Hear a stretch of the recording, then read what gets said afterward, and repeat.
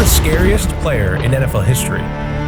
No, not him. But before I show you who actually is, I went through decades worth of NFL players to find out which is the scariest player of all time. From players with no front teeth to very creative pregame rituals and so much more. In this video, you will see the top 10 scariest players of all time. And at the end of the video, you will see who the scariest player in NFL history is. But to get there, we need to start at number 10. One of the biggest and best safeties in football is Denver's menacing Steve Atwater. Atwater was, he was an intimidating player. A safety that moved and looked like a linebacker definitely struck fear into anyone that crossed his path. Your first impulse was, boy, that must have been the middle linebacker. When you came to realize, no, it was safety. Especially the 6'1", 260-pound fullback, the Nigerian nightmare, Christian Okoye.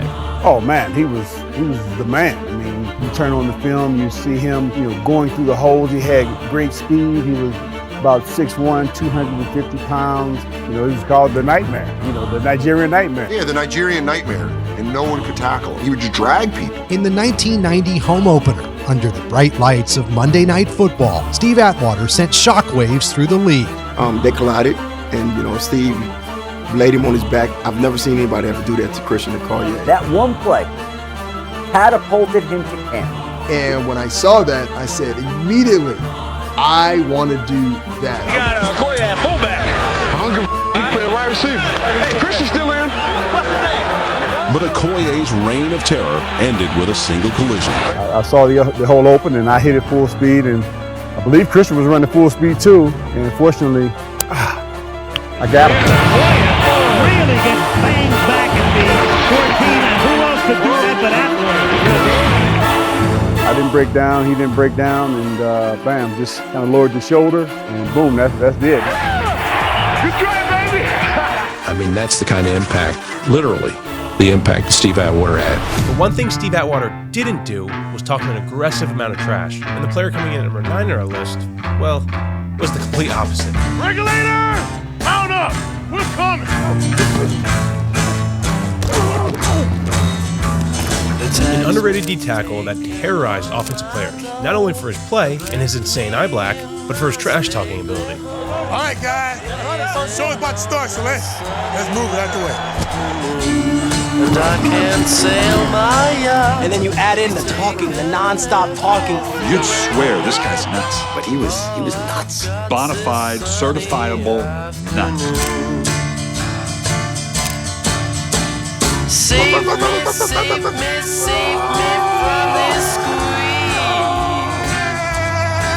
I got a big fat mama. Red Rover. Let the just come on over. Look at that. Let's tell me to get on your ass. What you watching, Ruff? I'm not breathing. Man, I want to kill that guard. Kill him. Kill his ass. Kill him. Kill one ass. In the summertime, in the summertime, in the summertime.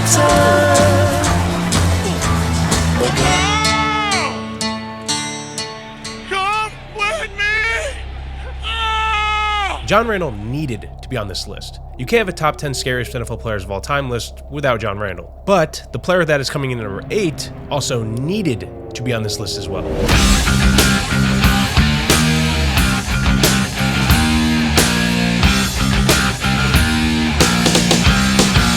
Any conversation about the most intimidating player in NFL history always includes Berges. He was the meanest son of a I've ever seen in my life play professional football. This is a violent game. Holy diver, you've been down too long in the midnight sea. The idea is to utterly demoralize, demolish. Butkus's dream was to hit somebody so hard their head flew off. It was this focused kind of violence that it brought him a certain kind of joy. Dick would run up into the line and start growling. Gotta get away, holy diver.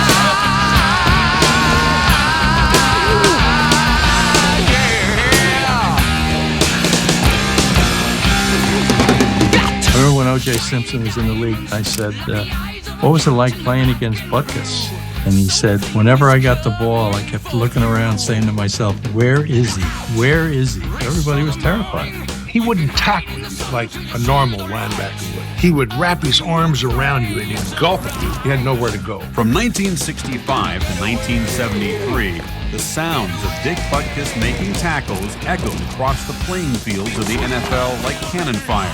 I was dead serious. Football was my life, was like a release for me. I swore that if I was going to die, let it be on the field here. Coming up, we still have players with no front teeth, players wanting your soul, and much more. And finally, at the end of the video, I will reveal who the scariest NFL player of all time is. But first, we have to reveal number 7, who's not only one of the most terrifying players to play against, but he also was the greatest safety of all time. Oh, you try to go into the game feeling that you're better than the receiver. You want to try to intimidate him. I wanted people to feel that I was going to try to hurt him. Well, anytime the ball came across the middle, I've always felt you got to try to destroy the person. That hit that you make on that receiver is going to send out a message for the next team and the team after that. The greatest weapon you can have is your enemy's fear. Do you ever go for the good hit on the receiver when you might have gone for the ball? Of course.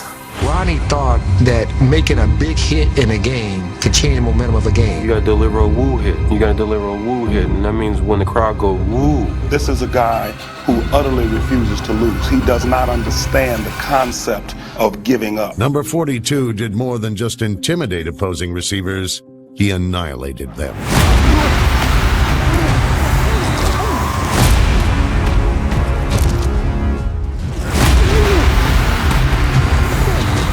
Anytime the ball came across the middle, you got to try to destroy the person.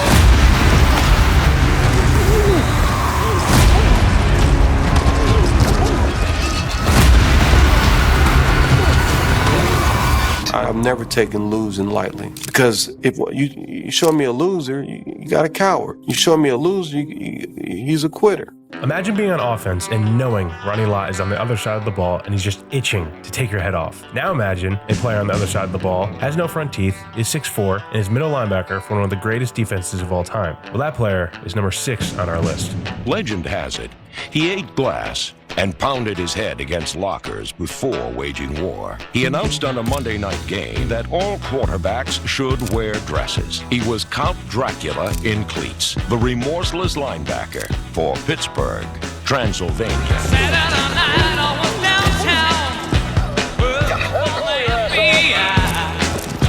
Growing up and seeing old footage of Jack Lambert, at times I didn't think he was real, like a mythical creature. I would forget he was just also a human being, but luckily, I didn't have to line up across from him. Pretty much every play, the quarterback was staring directly at Lambert, who had not only this very scary appearance, but this incredibly active appearance. He was certainly the most intimidating player on a pretty intimidating team. It's possible that Jack Ham was a greater outside linebacker than Lambert was as a middle linebacker, but I don't imagine opponents fearing Jack Ham the way they would fear Lambert.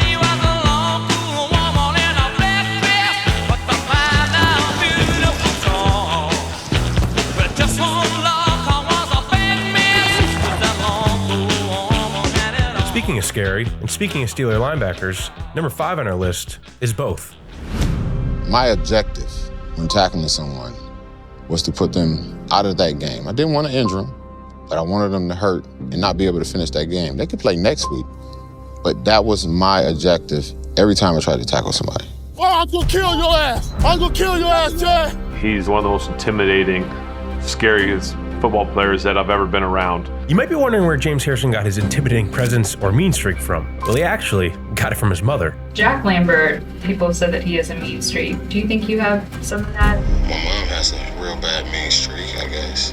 I might have a little bit of her. He said I had a mean, bad streak. You do? I didn't realize that's what it looked like. I'd be scared too. He was the league's most feared defender, one who played at and over the edge. What are some of the things your mom may have taught you? Don't take no from nobody. 16, I'm coming to get you. This can't stop. He can't stop.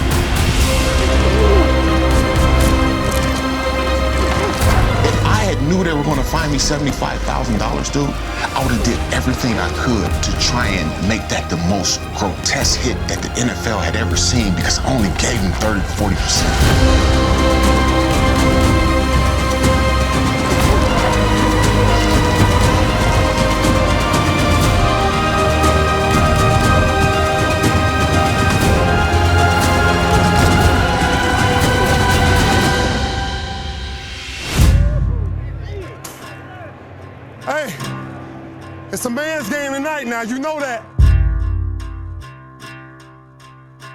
Few players can just intimidate you by just looking at you. Whether it's pregame, during the game, or even during the play, if you cross paths with Ray and happen to create eye contact, you better not blink. It's going that way. What's up, big boy? Put your hands on him and let's play. Put your hands on them and let's play. Let's see if they can play physical football today. Let's see if they can run without nobody touching them. You know what I'm talking about? Let's become great. You know how we do our thing. We barking, boy. We barking. Let's hunt now. Let's hunt now. Let's go. Let's hunt now. Let's go. Let's hunt now. Let's go. Let's hunt.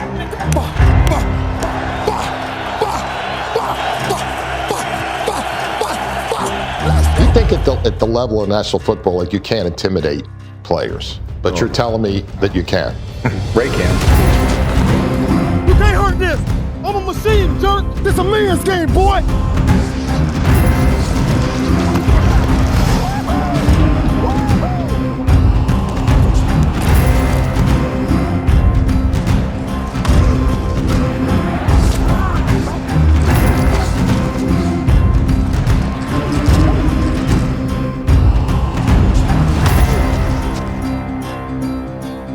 What was it about playing middle linebacker, right? The one common theme, all the way back, Nitschke, Lambert, Singletary, it was intimidation, purely. That's the only way you play the position linebacker. It's a man's game tonight now, you know that. It's a man's game tonight. We are almost there to find out who the scariest NFL player of all time is. We still need to get through 2 more players to finally get to number 1. Who do you think is going to be the scariest NFL player of all time on this list? Comment below right now and see if you're right when it's revealed. But to be in the NFL, you need to be a different person on the field. Tap into a different zone, maybe even an animalistic zone. And coming in at number 3, this player does just that and more.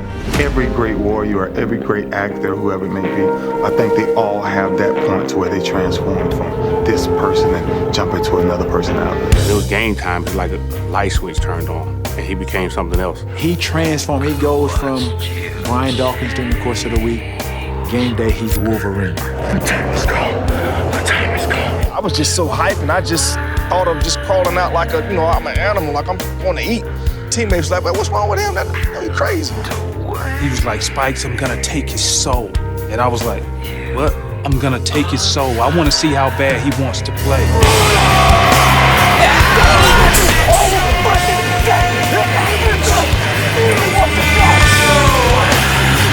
He said, I want to hit them so hard that I take their soul from them. That's crazy.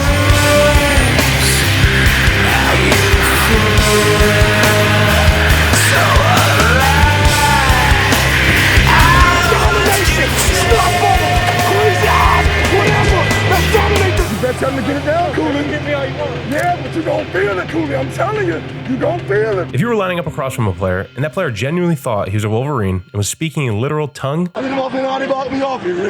That's called speaking in tongues. would you not just be a little bit scared? Talking in tongue is one thing, crawling like a Wolverine is one thing, but having a nickname called the Assassin might just top both of those. And that's exactly who comes in at number 2 on our list. Once I put the uniform on, I was a totally different person. And Jack Tatum, aforementioned by me, fiercest hitter in the game. They called me Assassin. Yep, the Assassin. On Sunday, I became what they call the assassin. I was just a tough guy. I was the sheriff in the Raider secondary. For 9 seasons, Jack Tatum was the most intimidating player on the most intimidating team. He was a safety with linebacker size and cornerback speed, a combination that produced bone-jarring blows. A Jack Tatum hit meant that you make a catch, you're going to pay for it. Tatum's shots sounded different. Most guys tackle, and you hear shoulder pad, there's a certain sound you make. But a Tatum tackle was like a car wreck. I've caught receivers looking for me instead of looking for the ball. If you can get a receiver thinking about you, but then he can't be concentrating on you and the ball at the same time. Consequently, sometimes he may drop a few. He was a feared player because he was coming to knock you out. He played football with bad intention. On August 12, 1978, Tatum delivered the hit that would make him infamous during a preseason game against the Patriots.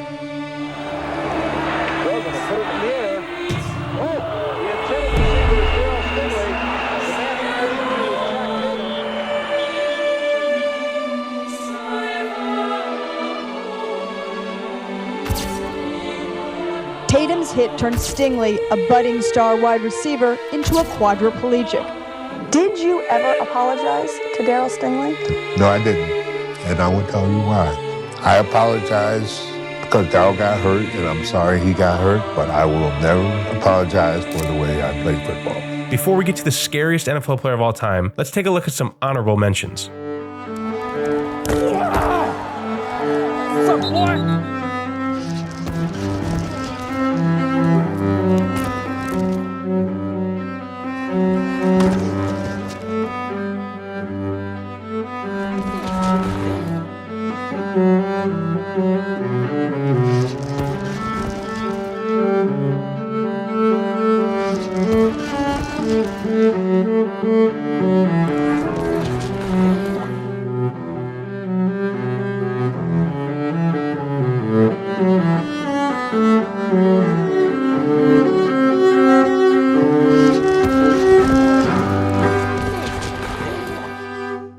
You can try all the tactics in the world: face paint, eye-colored contacts, masks, trash talking, nicknames, but the one thing that scares players the most is your ability to play football. When you're the greatest defensive player of all time, you don't need anything else. LT was a bad mother.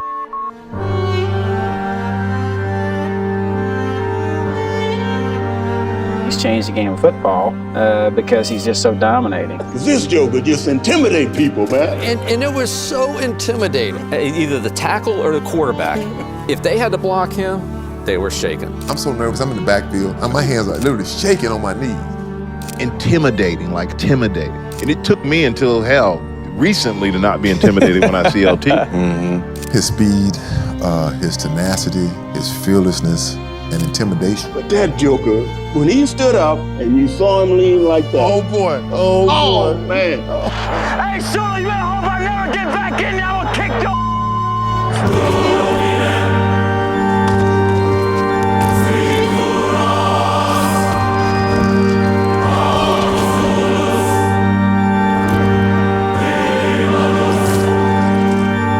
He made offensive coordinators stay up nights saying, we cannot allow 56 to dominate this game. LT scared the hell out of the offensive tackles. I was afraid of what the net result could be. If he beats you for 3 sacks, your life is crap.